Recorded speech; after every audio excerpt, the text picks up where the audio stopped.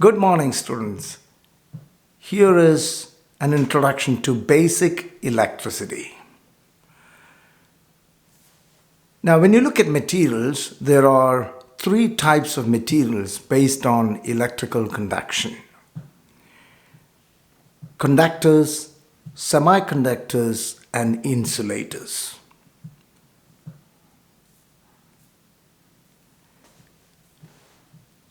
Materials can be charged by friction. So if you take a glass rod and rub it with silk,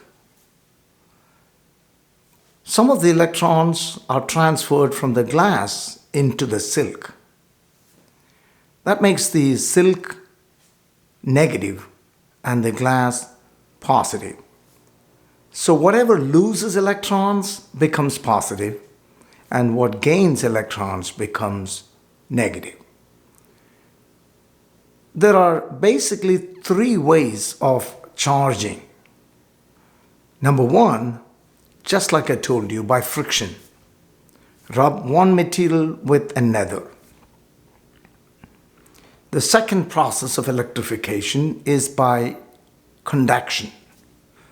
So where you take a charged object and bring it close to an uncharged one. And in fact, you touch them. You take a charged object and you touch that with an uncharged one, meaning a neutral one.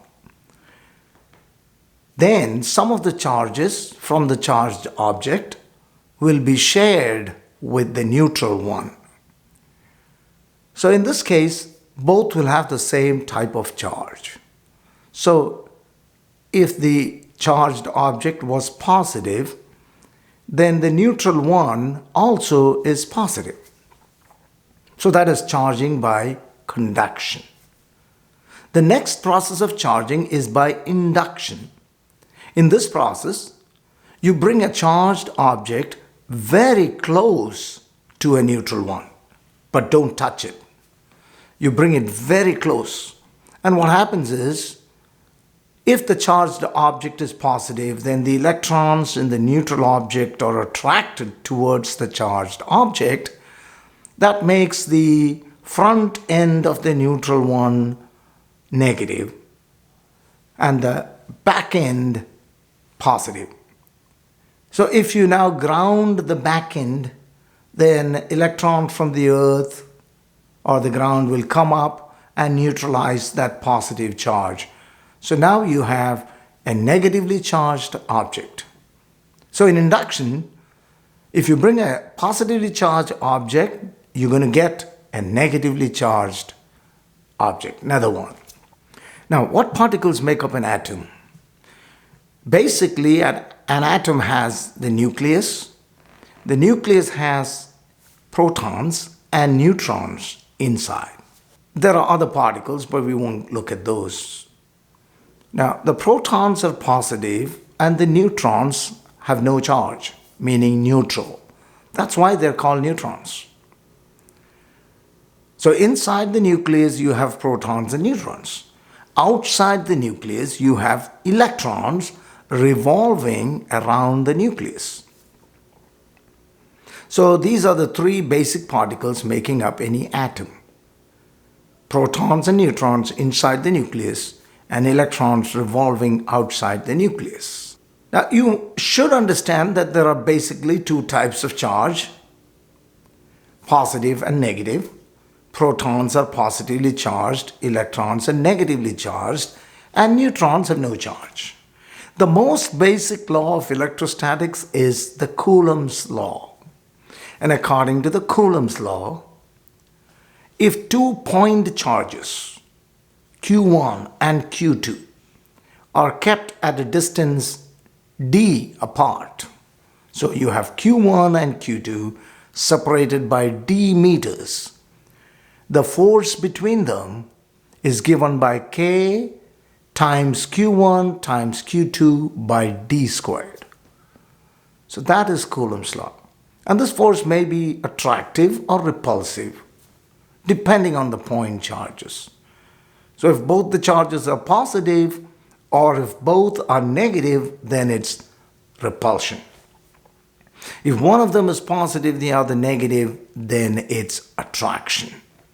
In electricity, we have to understand the concept of electric field. Electric field is the space around a charged particle where its influence can be experienced.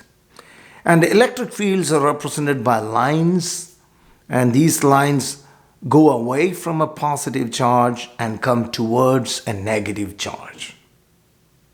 So if you have a positive and a negative charge, then the electric lines or the field will go from the positive to the negative.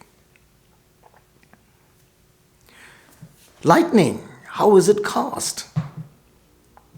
Lightning is produced when two oppositely charged clouds come very close to each other. So like one is charged positive, the other is charged negative, and if they get very close to each other, then there is a discharge because the negatively charged cloud has excess electrons, and these electrons jump across the gap to the positively charged cloud. Now this jumping is what we see as sparks, as lightning. Sometimes if the cloud is low enough, this discharge may happen between the cloud and the ground. Now what is electric current? The flow of electrons or flow of charge in a conductor is called an electric current. The unit of electric current is an ampere. The symbol is caps A. The unit of EMF or voltage is volt, and the unit of resistance is ohms. The most basic law in electricity is called the Ohm's law. And according to the Ohm's law, voltage is the product of current and resistance. So V is equal to I times R. Very important rule. Voltage is the product of current and resistance. And the resistance of a conductor depends on basically three factors. The length of the conductor, the area of cross section. So what we mean by area of cross section is the area of this part, which is the area of cross section, okay? And the material. So resistance depends on what material it's made of, the length of the conductor, and the area of cross section. If the length is greater, the resistance is also bigger. But if the area of cross section is bigger, so we're talking about a thick cable, then its resistance is lower. That means long and thin wires have a very high resistance compared to short and thick wires. And electrical connections can be made in series and in parallel. And here we're talking about resistances connected in series, basically. And you have to remember that whenever resistors are connected in series, the currents flowing through them will be the same. The currents flowing through resistors connected in series will be the same. But the voltages across those resistors are generally not the same. Well, when you come to a parallel circuit, it is the opposite. If resistors are connected in parallel, then the voltages across each one of them is the same. But the current is not generally the same. So that is the biggest difference between a series circuit and a parallel circuit. Now, to find the equivalent resistance of a series circuit, just add the resistances. So R is equal to R1 plus R2 plus R3. But to find the equivalent resistance in a parallel circuit, we have to use the formula 1 over R is equal to 1 over R1 plus 1 over R2 plus 1 over R3. Be careful when you do those calculations. We use many types of electrical measurements, and we have to use different types of meters. But always remember that if you do not know how much you're measuring, always start with the highest range.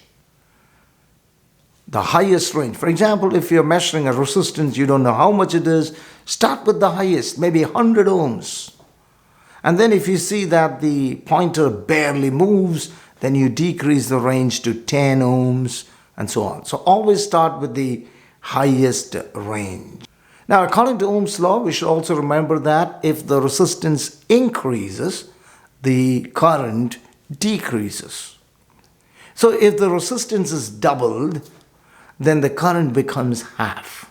On the other hand, if the voltage is doubled, then the current also doubles. The concept of voltage or electric potential comes from the idea of work. Remember that a battery uses the chemical energy inside to push the charges through the circuit. So the battery is doing work. So electric potential is defined as work divided by charge. Work divided by charge. And that's how you get the unit of electric potential as volt, which is basically joule divided by coulomb. Work divided by charge, so joule by coulomb. There are many types of cells, but the difference between a primary and a secondary cell is that a primary cell is use and throw. Once it discharges, you just got to throw it. But a secondary cell, just like in a car battery, can be recharged. So a primary cell cannot be recharged, while a secondary cell can be recharged. Recharging is essentially reversing the chemical reaction. So when you recharge your cell phone, you're sending a current through the battery in the opposite direction to when it would actually be working. When you send that current in the opposite direction, you are reversing the chemical reaction. And electrical cells have internal resistance. But the internal resistances are different. Like if you buy an electric cell or a battery from the store, it would have an internal resistance of about 1 ohm, while the internal resistance of the car battery is about 0.01 ohm, 1/100th of a ohm. It's not Rome, it's not home, it's 1/100th of an ohm. Now, because of the internal resistance, the effective voltage of the battery is decreased. So the load, which is whatever is using the electric current, like a light bulb or a motor, the load will not get the full voltage of the battery. That's why the full voltage of a battery is called the EMF, electromotive force. So EMF is the maximum voltage that you can get from a battery. Why don't we get the maximum voltage? Because the battery usually has an internal resistance. Electric power. Electric power is the product of voltage and current. The product of voltage and current. P is equal to V times I. So the unit of electric power could be volt ampere, but it's also called a watt, W-A-T-T. And there are other formulas for electric power, like P is V squared by R, or P is equal to I squared times R. Now, these are obtained by simply substituting using Ohm's law. When we pay for the power used in our homes, we do pay for the energy, not for the power. And energy is voltage times current times time. So energy as calculated by the electrical company is the product of voltage, current, and time. So from the power formula, you should be able to answer this question. For example, if the voltage stays constant and the current is increased by 2, voltage is constant, current is increased by 2, how does the power change? So you need to have a formula that has both voltage and current, so which is V times I, and you say, oh, I is doubled, so the power is doubled. That's it. So for all the questions involving power, look at the formulas and try to answer them. So this is just the basics of electricity, and I've made this video to help my students answer a certain homework. And most of which I've answered, but for some of them, you will have to use the textbook. All right, I hope this helps. See you on the next video. Thank you.